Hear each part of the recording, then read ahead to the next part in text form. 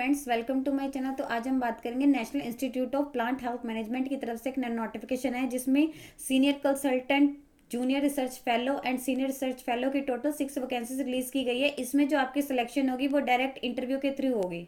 ये जो वैकेंसीज है ये national institute of plant health management में रहेगी। यहाँ पे लिखे कि इसमें जो आपका वॉक इन इंटरव्यू होगा, ये जो वैकेंसी है ये कॉन्ट्रैक्ट बेसिस में या फिर आपके जो है प्रोजेक्ट पोस्ट है। यहाँ पे दे रखे कि आपका जो वॉक इन इंटरव्यू होगा वो 9 o'clock होगा। टाइम आपका मेंशन है जो ये होगा national institute of plant health management में ही होगा और राजेंद्रगढ़ हैदराबाद में होगा। कौन सी पोजीशन है जो है कॉन्ट्रैक्टल बेसिस में, यानी जो आपको है 6 month के लिए या फिर उससे जो 1 year या जब तक प्रोजेक्ट आपका ओवर नहीं हो जाता तब तक रहेगी। और जो भी इसके लिए आपका एप्लीकेशन परफॉर्मा है या फिर इसके लिए क्या एलिजिबिलिटी क्राइटेरिया चाहिए वो सब कुछ जो है नीचे दिया हुआ है। then लिखा है कि पोस्ट के लिए पावर पॉइंट प्रेजेंटेशन मतलब होनी चाहिए। Candidate eligible candidate for mention below है on the topic of their field with the post they applied. वो जौन सी पोस्ट के लिए अप्लाई कर रहे हैं it will be followed by interview. और कैंडिडेट को जो कैरी करना है प्रेजेंटेशन अपनी जो कैरी करनी है जो इन्होंने बताई हुई है वो पेन ड्राइव में कैरी करनी है to attend the walk in interview. यहाँ पे इन्होंने दे रखी है कौन कौन सा डिवीजन है। फर्स्ट इन्होंने दे रखी है प्लांट हेल्थ मैनेजमेंट में जो वैकेंसी सीनियर कंसल्टेंट की है, एक वैकेंसी से और जो इंटरव्यू होगा 27 जनवरी 2022 को होगा। सेकंड जो दे रखी है plant health engineering information and communication technology division में यानी जूनियर रिसर्च फेलो की है, एक ही वैकेंसी और जो इंटरव्यू होगा 27 जनवरी 2022 को होगा। थर्ड जो है प्लांट बायो सिक्योरिटी डिवीजन यानी यहाँ पे इन्होंने दे रखी है सीनियर रिसर्च फेलो की है, एक वैकेंसीज है। इंटरव्यू जो आपका 27 जनवरी 2022 को होगा। फोर्थ जो है पेस्टिसाइड मैनेजमेंट डिवीजन में है, यहाँ पे दे रखा है सीनियर रिसर्च फेलो की है। थर्ड यहाँ पे लिखा है कि 3 वैकेंसीज हैं, 28 जनवरी 2022 को आपका इंटरव्यू होगा।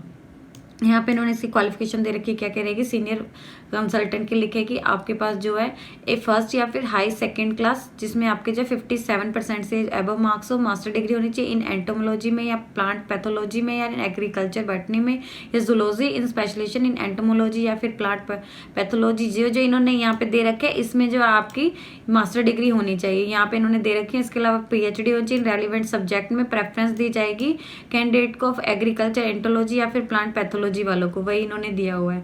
Then employees of officers and employees of central and state combination उनके पास जो है एक्सपीरियंस होना चाहिए, having experience of functioning of central government administration का या डिपार्टमेंटल का। The consultant should have excellent communication होनी चाहिए और उनके पास इंटरपर्सनल स्किल होने चाहिए with a strong flair of for depth handling work, ये होना चाहिए।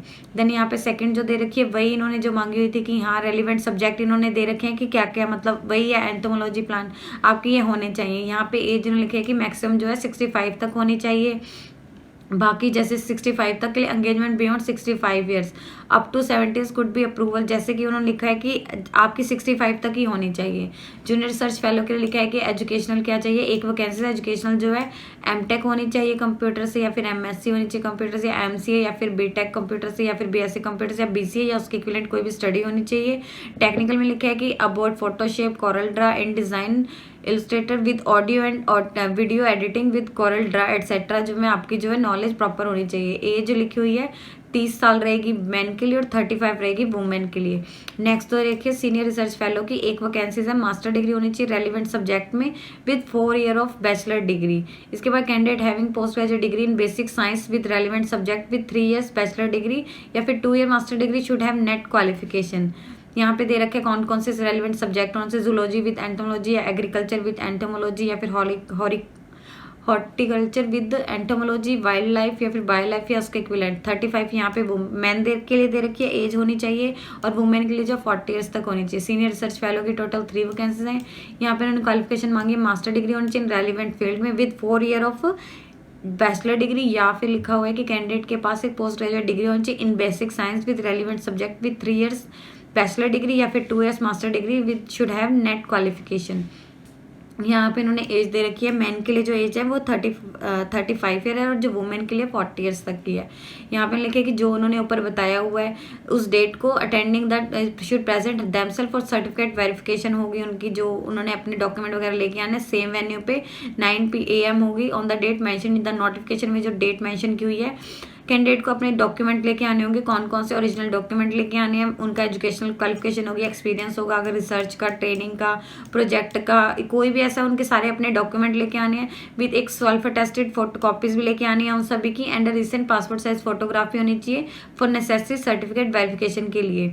देन लिखा है कि जो भी उन्होंने ऊपर डॉक्यूमेंट बताए हैं वो जरूरी है, अगर वो सेम डे, अगर जो उन्हें पीपीटी बताई है वो भी लेके आनी है, अपना जो इंटरव्यू है, नो सेपरेट कॉल लेटर, आपको कोई भी सेपरेट अलग से कॉल लेटर नहीं दिया जाएगा पीपीटी या इंटरव्यू के लिए, कि हाँ आपको ये मैंडेटरी है। द पोजीशन इज श्योरली लिखा है कि जो भी आपकी पोजीशन है वो प्योरली टेम्परेरी और कॉन्ट्रैक्ट बेसिस पे है। देन यहाँ पे वही लिखा है कि कोई भी आपको टीए नहीं दिया जाएगा अगर आप इंटरव्यू के लिए आते हैं, सेल्फ अटेस्टेड फोटो कॉपीज लेके आनी है ऊपर जो है, अलॉन्ग विद आपके एजुकेशनल क्वालिफिकेशन प्लस आपके एक्सपीरियंस सर्टिफिकेट होंगे। देन यहाँ पे दे रखी है कि सैलरी वगैरह बताएंगे इसकी क्या रहेगी, यहाँ पे इन्होंने नेक्स्ट नीचे दे रखी है ट्रांसपोर्ट अलाउंसेस वगैरह नहीं दिए जाएंगे, कि हाँ आपको जो आप इस पे होंगे तभी दिए जाएंगे ट्रांसपोर्ट अलाउंसेस, जो है फिक्स अलाउंसेस दिया जाएगा जब भी आप इसके लिए सिलेक्ट होंगे। यहाँ पे इन्होंने दे रखी है क्या क्या रहेगी salary, first and senior research fellow की दे रखी है 31,000 रहेगी, फर्स्ट एंड सेकेंड ईयर में रहेगी, और ये सैलरी जो पर मंथ है। देन जो थर्ड ईयर में आपकी जो सैलरी है वो 35,000 हो जाएगी, जो सीनियर रिसर्च फेलो की यहाँ पे दे रखे पीवीडी एंड वीपीएम में है, जो उन्होंने ऊपर प्रोजेक्ट आए थे उसमें जो है 25,000 पर मंथ रहेगी फर्स्ट एंड सेकेंड ईयर के लिए, 28,000 हो जाएगी थर्ड ईयर के लिए।